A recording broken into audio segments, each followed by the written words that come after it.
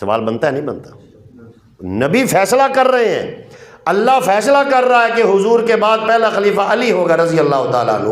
حضور اللہ یہ فیصلہ کر کے جا رہے ہیں، حضرت علی کو کیا ضرورت تھی؟ کیوں مجبور ہوئے؟ کیوں کی بیعت؟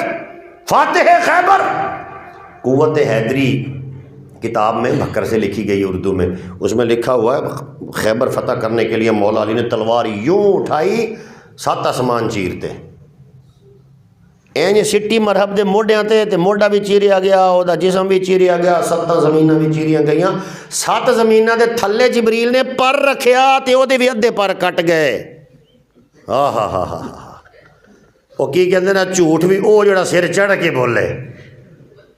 7 آسمان چیر دیتے، 7 زمیناں چیر دیتیاں، تھلے جبریل نے ہاتھ رکھیا، ہجے ہور پتہ نہیں کی چیر ہونا سی۔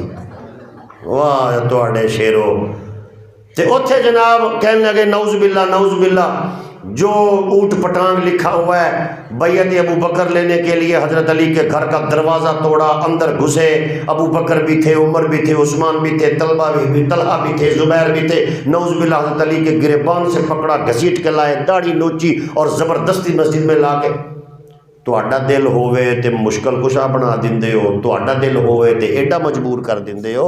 علی کوئی تہاڈے محلے دے بچے دی گل نہیں ہو رہی، علی محمد دے داماد دی گل ہو رہی ہے۔ علی المرتضیٰ وہ جرت مند آدمی ہے کہ جس کے سر اللہ تعالیٰ نے خیبر کی فتح کا صحرا باندھا، اور جس کے ہاتھوں میں رسول اللہ صلی اللہ علیہ وسلم نے اپنے ہاتھوں سے تلوار دے کے میدان میں اتارا۔ علی جسے حق سمجھتا ہے بیعت کرتا ہے، جسے غلط سمجھتا ہے گردن اتارتا ہے۔